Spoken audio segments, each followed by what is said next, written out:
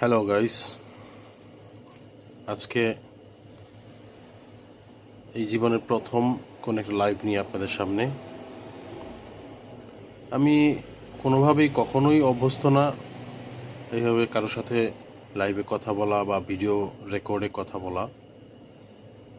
তো চেষ্টা করছি আপনাদের জন্য শ্রুতিমধুরভাবে বলার জন্য, এবং সেই সাথে আমার এই আগ্রহটা তৈরি হয়েছে আমার জীবনের বা আমার জানার বা আমার অভিজ্ঞতা থেকে কিছু ভুল যাতে ভবিষ্যতে মানুষ না করে, তারা যাতে ভবিষ্যতে এই সংশোধনগুলো করে তাদের সেট আপটা তৈরি করতে পারে, সেই হিসেবে আমার এই আগ্রহটা তৈরি হওয়া।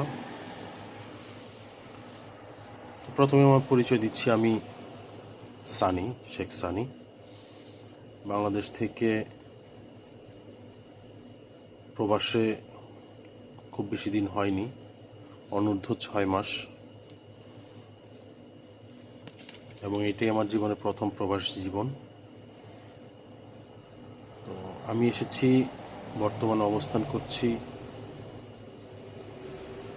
দক্ষিণ আফ্রিকাতে, দক্ষিণ আফ্রিকার কেপটাউন, এবং কেপটাউন থেকে প্রায় 120 থেকে 30 কিলোমিটার দূরে এটা হচ্ছে আপনার হারমানাসের ঠিক ওনরাসে। এটা একটা টুরিস্ট জোন। আসলে হারমানাসে প্রত্যেকটা জায়গায় টুরিস্ট জোন, হলিডে প্লেস। এখানে পৃথিবীর বিভিন্ন জায়গা থেকে মানুষ ঘুরতে আসে, আর এখানকার দর্শনীয় স্থানগুলো, প্রধান বিষয়টাই হচ্ছে সমুদ্র এবং পাহাড় দুইটার সমন্বয়ে সুন্দর একটা পরিবেশে তৈরি হয়েছে। এবং সেই সাথে এখানে কয়েকটা পয়েন্ট আছে, সে হচ্ছে পৃথিবীর মধ্যে আমার জানা হিসেবে একমাত্র স্থান যেখান থেকে নীলতিমি দেখা যায়, যার জন্য অনেক সম্ভ্রান্ত টুরিস্ট আসে এখানে এটা দেখার জন্য। এবং সেই সাথে কিছু কিছু বিচে হোয়াইট শার্ক, যেটাকে সাদা শার্ক বলে, সেই শার্কটা দেখা যায়। অবশ্য সেই বিচগুলোতে মানুষের নামা নিষেধ থাকে, কারণ হোয়াইট শার্ক আমার জানা হিসেবে খুবই হিংস্র হয়। তো আরও অনেক বিষয় আছে, আরও অনেক দর্শনীয় স্থান আছে। আর সবচাইতে আশ্চর্যজনক বিষয় হচ্ছে সাউথ আফ্রিকার এবং মূলত কেপটাউন সম্পূর্ণই ন্যাচারাল বিউটি। এখানে কোনো আর্টিফিশিয়াল সৌন্দর্য নেই, সম্পূর্ণই ন্যাচারালিটি। পাহাড়, সমুদ্র, পরিচ্ছন্ন রাস্তা, সব কিছু মিলিয়ে দর্শনার্থীদের আসলেই আকর্ষণ করে, এবং যারা আসে তারা এই কারণেই আসে। তো যাই হোক, এটা তো গেল সৌন্দর্যের বিষয়, দেশের সৌন্দর্যের বিষয়। একটা দেশের সৌন্দর্য, প্রকৃতি সব কিছু ভালো বলেই সে দেশটা সুন্দর।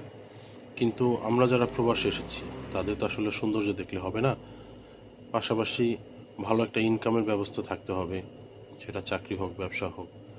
কোনো এই দিক দিয়ে যদি ভালো না হয় তাহলে তার আমরা থাকতে পারি না। তো এবার সেই বিষয়গুলোতে একটু সাধারণ ধারণা দেওয়ার চেষ্টা করব। আমাদের বাংলাদেশিদের মধ্যে যারা সাউথ আফ্রিকাতে, পুরো সাউথ আফ্রিকাতেই থাকেন, শুধু কেপটাউন নয়, পুরো সাউথ আফ্রিকাতেই থাকেন, তাদের মধ্যে আমি যতটুকু শুনেছি 90% প্লাস সবাই গ্রোসারি ব্যবসায়ী করে, ছোট বড়, মহল্লার ভেতর, মলের ভেতরে, শহরের ভেতরে, বিভিন্ন জায়গাতে। এবং যে এই ব্যবসাটাতে আসলে এত মানুষ হওয়ার আমি যেটা কারণ মনে করি, বিষয়টা এইভাবে হয়েছে যে আমার পরিচিত কেউ সাউথ আফ্রিকাতে আছে, সে গ্রোসারি ব্যবসা করে, আমাকে নিয়ে আসছে, সেই গ্রোসারি ব্যবসাতেই আমি ওখানে শিখেছি, এবং যেটা শিখছি সেটাই তো আমার করতে হবে।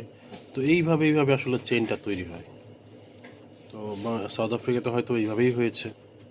এর বাইরে হওয়ার কোনো অবকাশ নেই।